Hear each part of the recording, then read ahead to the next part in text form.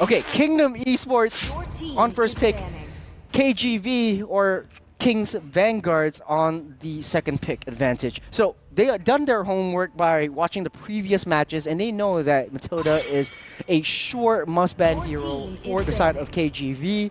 Take that off the table. For KGV though, banning out the chip, I like where they're going with that. So taking off all signature heroes and seeing what they want to play with this. Okay, definitely after looking at Nunda's play to Lucas, I think that's pretty fair, right? Yeah. That is pretty fair. But it's none this business.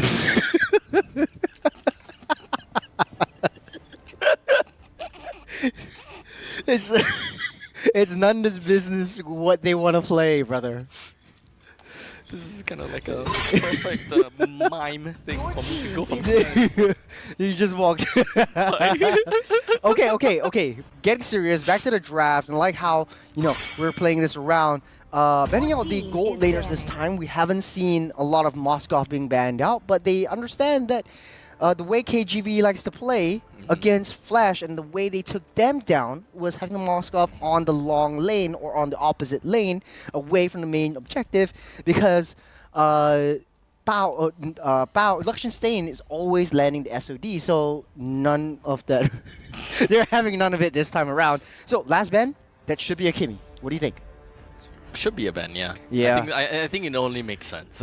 You wouldn't want your opponent to kind of like first pick the Kimmy after what we have saw in the previous series. I think that the Kimmy is definitely a kind of a havoc to deal with. So get the band out unless you kind of want to pick it for yourself. But KGV, they are the one that is on second pick though, so that it's kind of like gambling if whether the opponent is even gonna get the Kimmy for themselves. Suyo Joy currently still available. There is the Joy, Suyo, Kalea. Oh right, Kalea. Yep. But to first pick Kalea though. FMM was really good with Kalea in the first game. It was just that the team relied on him a little bit too much. That's why it faltered. But the Kimmy getting picked up right now for KGV. So mid lane is going to be in shambles this time, unless KE actually picks up a Law E to try to play something around. We realize that we can't really face Kimmy head on, just because the damage is way too much. You can get immobilized, you can get sort of like that traction pulsed, if that's a word. Traction pulsed. Traction pulsed it. But then again, if you're KE, you could also go for the juice in this time around. Be difficult a little. Up the Hayabusa and the your team is picking. So a bit of an area denial kind of play, especially since they do have the Kalea on their end as well. As such, Gatokacha is actually a pretty good pick for KGV if they would want to go for that. Plays in pretty well with Kimi, who doesn't really clear wave that fast, in fact. So having one of these tanks is actually pretty okay. Your team go for the high loss instead. Oh, okay. So there's a lot of things open for KGV. You got the jungle open. No, jungle's already picked. Look, I actually don't really like that high loss pick. I think that is a little bit too early to pick up the high loss. You just need a really thick, meaty wall in front of you. I think that's the idea that KGV is going about. I guess so, but that also means that kind of also brings down the amount of flexibility that they have to keep the opponents thinking. As much as we would like to say that yes, Hylos is okay as a roam and an EXP laner, but we very likely would see the Hylos in the EXP. So CC is still available to be picked. I think CC is great. You could go with the glue as well. Glue's okay as well. If you want to play it around that. Badang again. It pairs well with the Joy. This is what Flash wanted to do in the second game, but it just didn't come to fruition. Gato, we banned out. Does look like KGV wants to test Malik TZ a little bit, like the extent of his hero pool, banning out almost all of the priority marksmen in this meta so far. So what's left for him? Maybe Natan, Clint, Beatrix. Would be a far citizen. Your team is banning. Harif is out too, yeah. You would technically like. You wouldn't generally like to play a Harif into. I would not say into the Kalea, but you're not afraid of the Kalea as a Harif. So Picking up a Harif will always be great going up against them, but You know, I'm going to throw something out here. Might seem a little bit interesting for you or controversial. Double fighter lane, side lanes. double fighter side lanes. Double fighter side lanes, since you already have a marksman in the mid. All you need to Okay. do is just like farm up, Your and team then is you can picking. play that around this, and you're really testing Malik TZ to his true potential. I think you gotta look for Your a team is fighter that picking. has decent wave clear, that is not too combative as well. Heroes like Khalid is definitely not is not good enough for that. Terizla is not good as well. Alpha is not good as well. What are some other fighters that actually does have quite a bit of range? X-Borg. You want to go I with think X-Borg Xbox a again. bit comical to say. The cone is you- kind of small. Do you want to go with fighters? Maybe. Because you shouldn't, Yeah. you don't want to be outranged. So one thing that you want as the fighter to go lane is you need to have mobility to Benedetta? punish. Yeah. Yeah, But you need, risky because you're very high committal. If you don't land your hits and you don't land your electrifying blow, fair. that creates a lot of opportunity for your enemies to counter attack onto you, especially since Your that team is is picking. where it's at. So, Kingdom Esports Novaria. and Beatrix combo.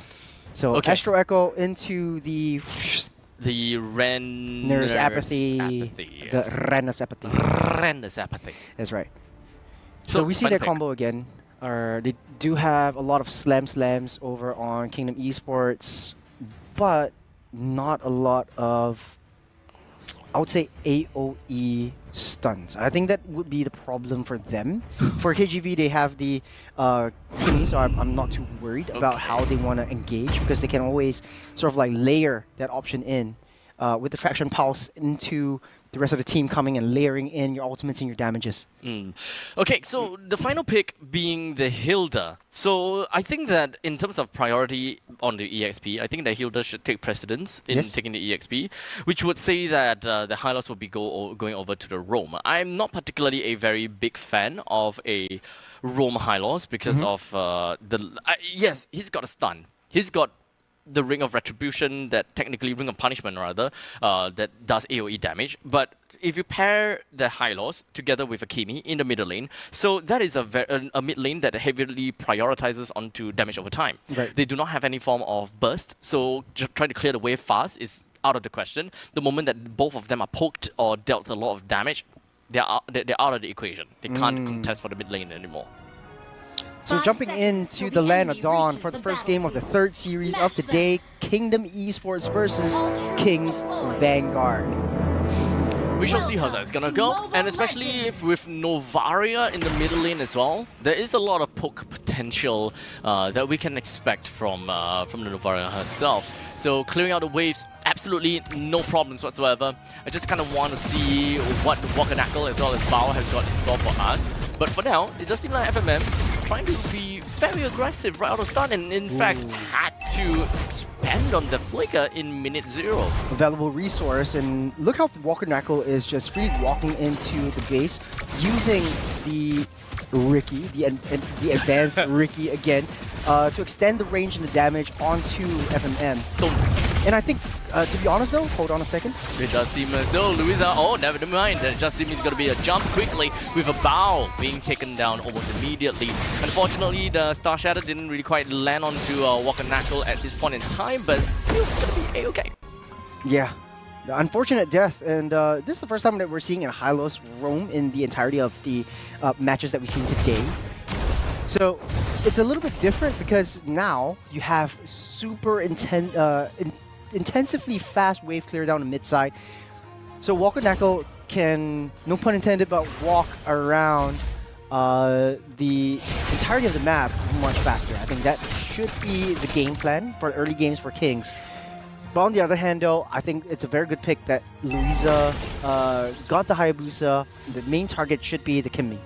And as for now, we do have a little bit of aggression from the side of King's Vanguard. As much as possible, they will want to push themselves up to the northern side of the map, just so that they will be able to put a little bit more emphasis over to the EXP. With Kimi actually making his way up to the top side, sharing a little bit of quick waves together with killed. But for now, we do have a quick stun over to the side of FMM. He's going to be all alone, but he should be fine. Although he's at level 3, he does not have the Tsunami Slam at top. Now, with him going to be taken down almost immediately by Super Ryan. We do have the Glorious Pathway. They're just going to be choked out, and just to ensure that they will be able to push the rest of Kingdom Esports away, leaving Bear all alone. But at least when it comes down to all those damage that they managed to dish out, it is Nandez that has been stuck within of the purple buff and destroyed. It's a very small mistake for Nandez, using the Rhythm of Joy a little bit too early and unable to dash across that wall once he's taken down that turtle. So in this case, I think Kingdom Esports just slowly defending. They know that they can play towards that late game, and they're playing it around FMM. We'll see how they're working around their own jungle creeps in the early stage. So that's just pushing the Traction Pulse to get a little bit of vision, and that's why I like Kimmy this time around. The new and improved Kimmy can just spam the ultimates, and if you get someone, good. If not, it's a very short cooldown.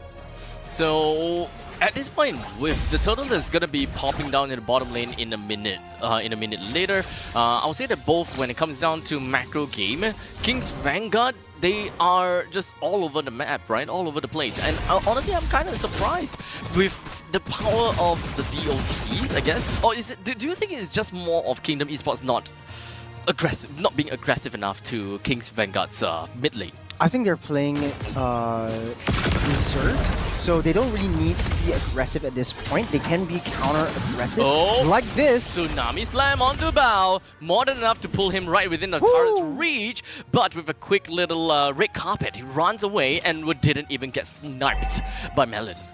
Yeah, so King's Vanguard is already being aggressive. Kingdom Esports is able to just wait patiently for them to come a little bit closer than expected and just counter-engage. FMM's doing it really right with the Tsunami Slam into the turrets. Unfortunately though, you've got the Glorious Pathway laid down right there, and then Turtle spawned up. Looks like King's Vanguard is gunning hard for this one. Yup, Bear being the first person on contact with the side of King's Vanguard and constantly just hammering away. He's not going to go down just yet, but very soon, as now he loses his life together with Louisa as well as FMM, leaving Malik Tizi as well as Melon, the two members available, while King's Vanguard didn't even lose a single person in that encounter.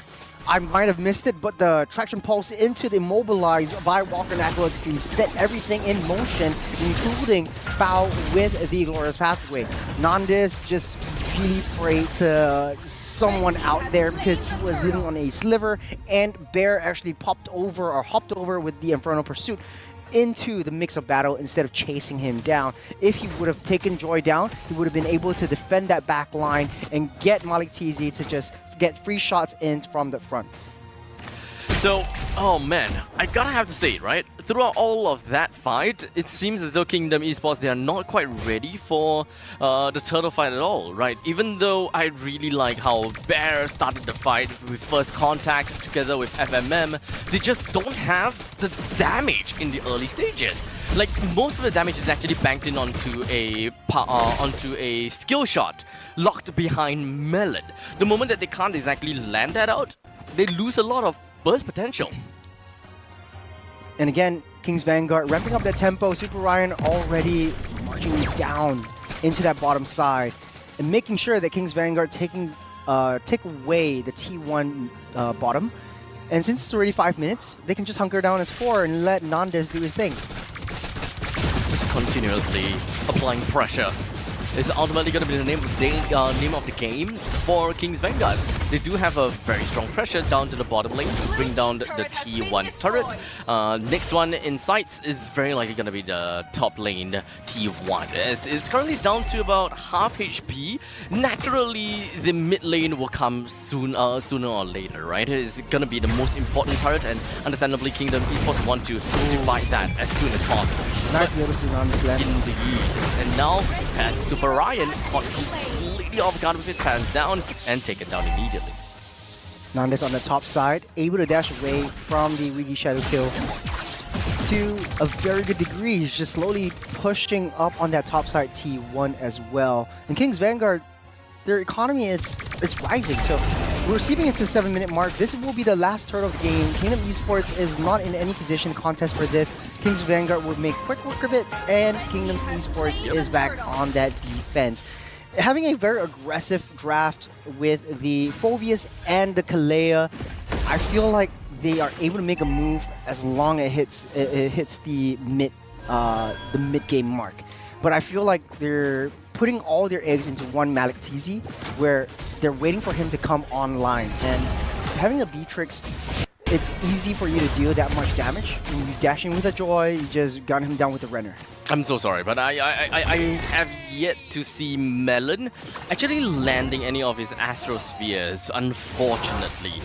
King's Vanguard seems to be sidestepping those to an absolute precision, and there's just so much poke potential that Kingdom Esports is just lacking of, because this is a poke composition. You want to enter into a fight where the opponent is already slightly injured, if not have taken quite a bit of those snipes coming in from either Melon or Malik TZ. But it doesn't seem like they are able to execute all or any of that, because they just can't create that distance and do those damage using those distance. But speaking of distance, FMM flickers himself away, creating some distance, but wasn't really quite available to get himself alive from all of that. So very expensive there. Yeah, a very nice traction pulse from Walker Nagro to set things in motion on the top side as well. We can see how King's Vanguard is actually synergizing around. They're playing a 3-2 composition where Luxenstain, Walker Nagro, and Bao are just situated together as one. Two marksmen dealing high amounts of front range damage, protected by a mighty steed. So very difficult to break through, especially if you are a Beatrix. Difficult to farm as well. So King's Vanguard understands how Kingdom Esports plays around the starving that farm. So very good call. So with that all said, this is King's Vanguard with, what is that? 3,000 gold lead, it seems. And when it comes down to the junglers, we do have Nandez that is already at level 13 versus Louisa at level 12. So they can still fight for this, but definitely the advantage goes for the King's Vanguard. We shall see if the Madara will be going down to Nandez. And the rest of the members coming from the side of King's Vanguard are just going to be clobbering themselves right over to the side of Kingdom Esports with two members down, Melon as well as FMM. And unfortunately, Nandez has overextended himself. While in the meantime, we do have Bear that managed to push himself right into the face of Walker Nagro and Bao, splitting the fight into two, as such managing to, kind of reduce and minimize casualties. Yeah. The damage from Malik TZ is actually starting to show. Slowly but surely, we'll be able to see when the itemizations actually come back up again. But in the meantime, it does look like the Beatrix that is used right here is sort of like a pseudo counter to this Joy. Come close, I'll gun you down with Nibiru, and it would be a little bit difficult for Nandez to get into that back line to take out Melon along with him. So with the Lord is going to be pushing down over to the bottom lane. The middle lane should be the #1 priority for King's Vanguard. Otherwise, it's kind of tough for them to take control of Kingdom Esports jungle. Not like they're not doing that at all, because you can see that we do have Bao that's already right within of the opponent's jungle. But here we go, yet another Tsunami Slam. But unfortunately, FMM, he's way too comical with no one to come in for the help. Walker Nagro gets a kill down to Louisa while he was looking for an opportunity to go over to the back lines, and the plan is foiled. A very bad angle. FMM's making all these great plays, but the follow-up from King Esports is just not fast enough. FMM not having a good game this time, 0, 5, and 4, even though he's initiated in all of these fights. It's just not enough, as the counter re-engage from Walker Nagro's traction pulse is a little bit too much to handle, especially for a Kalea. So I think that one of the main problems is that even after the Kalea goes in for the Tsunami Slam, they realistically have got 0 follow-ups. Yeah. They can't layer anything, they are just focused on damage, damage, damage. But this is skill shots coming in from 2 heroes, okay? I think we gotta have to remember that to a certain degree, right? Have one hero that is based on skill shot, okay. 2 heroes based on skill shot, now that is a gamble. Yeah. It's a little bit interesting how Kingdom Esports actually wants to play this. So no more flicker for that Beatrix and for the Novaria. Okay, Melon still have yet to hit anyone in the brushes just yet. I'm just gonna, I have to put it out there. Every single one of these astral spheres, which is supposed to kind of scout out people or to poke people down, being their main win condition, is not landing any of these. I think if you're playing in this professional level, you're able to just dodge away. You're playing like Meteor or Asteroid. What's that game again? But they're Like not technically asteroids. But they're astral spheres, so it's pretty similar to that respect. Asteroid blasters. Asteroid blasters. You're just sidestepping all the way through. The difficulty is even if FMM layers in with the ultimates, the only damage is coming from Malik, and Malik is not online just as of yet. It takes a little while for Melon to charge up the Astral Echo, to charge up all of the skills before landing it onto the opponent. So second Lord of Game, looks like Kingdom Esports wants to try for this one. As now the Lord slammed down his trident and hope that he'll be able to do a decent amount. As Louisa steals the Lord away from the side of King's Vanguard, but unfortunately at the cost of 4 persons life, with only Melon staying alive, and this is going to be the downfall of Kingdom Esports even after getting themselves the Lord, as King's Vanguard quite literally garrisoned themselves right in front of the mid lane T3 turret. This rally is going to allow them to push on and push through that T3 that gives them a mega creep.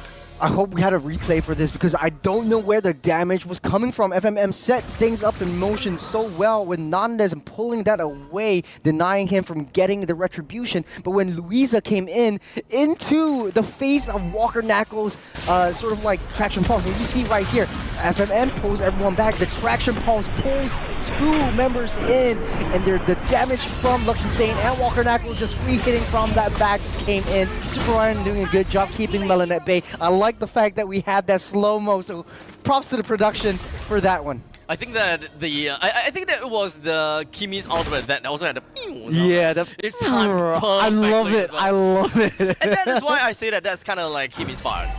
To get, oh my gosh. Here we go again. A little bit of D minor.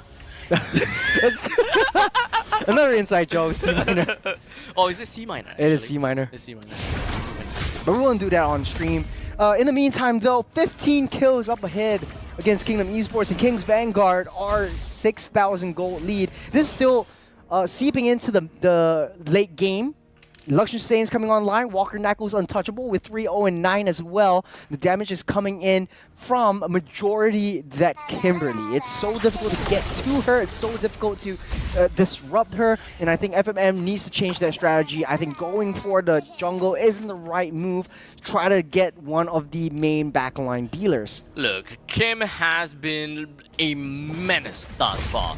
And 3-0 to 9 is current scoreline for Walker Knuckle. I think that Kingdom Esports, they technically don't have an answer to this, right? When it comes down to the backline, yes, Louisa, right, you're able to do all of that. But realistically speaking, this is a lineup that is it's not front to back per se. This is more team fight. Very team fight. Very team fight. You just want to go for team fight. You want to blast everything. If you're able to go for pokes, this is kind of like the, I say, prerequisites to winning in a team fight. You want to get those pokes done in with Renner. You want to get those pokes done in by the Astrospheres. If you're able to land those, then perfect. You are slowly creeping yourself to victory for the upcoming team fight.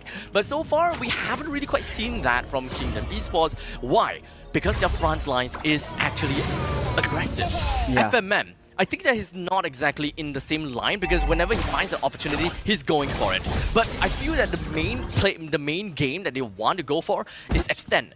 Pull out the fights, drag out the fights, and only when you are very sure the opponents have either number 1 overextended or number 2 you find the perfect opportunity to ensure that the Ranner's apathy plus the Astrosphere will land on this person, and only then you go for the Tsunami Slam. Yeah, I like how they're doing this Tsunami Slam. Speaking of which, you see, so fast. He's just going straight in whenever he have the opportunity, he's jumping for it. But speaking of jumping for it, King's Vanguard literally opened the pathway, allowing them to run straight in the face of the rest of Kingdom Esports, wipe them out, and push them all the way back home. Now, Kingdom Esports, they have nowhere else to go.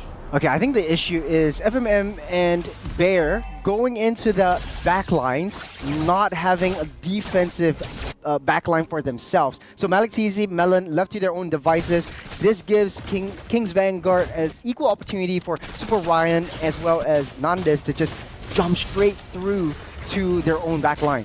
If you notice, Bao is always a huge wall protecting Walker Knuckle as well as Lucky Stain, so that creates a lot of opportunity for them. But the Glorious Pathway laid down Malik. Nice start onto Malik TZ. He's going to be all the way in the front and taken down. But in the meantime, we do have an ulti shadow kill coming from the side of Louisa, but it doesn't seem like he will be able to get any kills thus far just yet. The Lord is still hammering down onto the core. The core has lower than 50% HP, but the rest of the members coming from the side of Kingdom Esports, they are just going to be fighting the rest of the members from the side of Kingdom back out away. As such, Malik, he's almost dead, but he managed to make his way back to his own base. While Walker Knuckle, he still wants to go for a little bit more, but Astral Skill he still won the game. Wow, I didn't see what happened. I didn't see who was the last hit, but that was just crazy. I think it's the Winions. It was the Winions. It might be the Winions.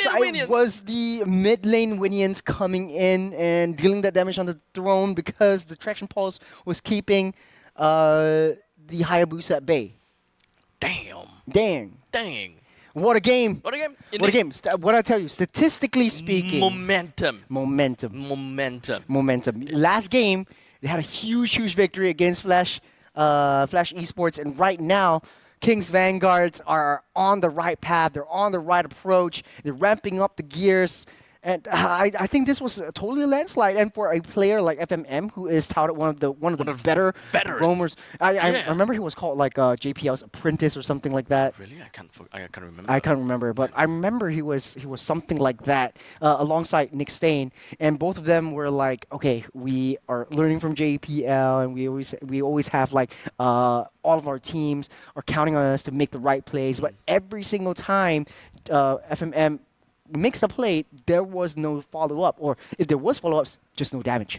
I think that they're gonna have to get in sync and in line for what they are trying to do. Because FMM, if we were to look at it in another perspective, if they are a team that specializes in catch and they have very good burst damage at the touch of a button, sure, what FMM is doing is great, and I adore it. Yeah. I'll say that is the right thing to do. Right. But unfortunately, this is probably one of the first times that I'll say that FMM is probably not playing with his team. Yeah. This time, it feels that FMM is the disjointed one, as he's always trying to look for these opportunities, but the team are either one, not ready for it, or number two, they don't have the ability to do what he's asking for. Because this is a lineup, like I said before, they are a poke team. They are a poke team is the prerequisites of going into an all-out team fight. You want to poke first, and then you go for all-out team fight, having Bear and FMM go in. Yeah. But now it's constantly just FMM, I'm going to start the fight. Yeah. I start the fight, and then now all hell breaks loose. So how is my backlines, being the Beatrix as well as the Novara, supposed to coordinate and try to poke that one important person out? Matter of fact, their backline was always targeted by Super Ryan. So Super Ryan is the ones that's taking the most damage because he's in the face of Malik TZ, bearing the full brunt of the force from Nibiru, whereas Bao was actually on that backline, defending and protecting Walker Knuckle and Luxian from Bear. So Bear was actually doing the Lord's work, going to the back line, trying to disrupt Walker Knuckle, trying to disrupt Luxian Stain, but just because Bao's there, the healing reduction, the attack speed reduction, the main passive, and it's just a huge jock, a huge a horse right in front of you, denying you from taking any one of the little minions out, if you know what I mean. Yeah, so I think that having the high loss is also going to be one of the main attributes for KGV to be able to hold themselves in the fight so long, right? Yeah. So Poke going up against such a high base HP hero is definitely not going to do so well. They have very strong burst. They have very strong base damage, raw damage. Yeah. But true damage is what we want. True.